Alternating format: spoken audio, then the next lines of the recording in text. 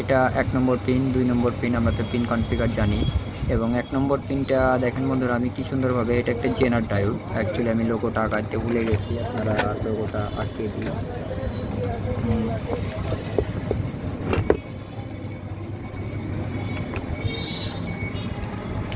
এটি একটি জেনার ডায়োড।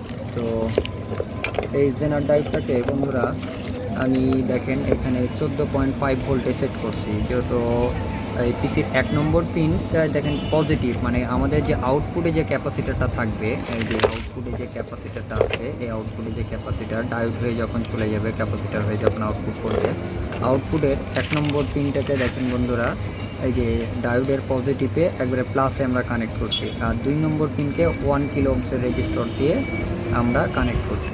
3 নম্বর pin ground থাকবে, আর 4 নম্বর পিন হয় পিডাব্লিউএম বা আপনার মসফেটকে যদি ট্রানজিস্টর দিয়ে করা হয়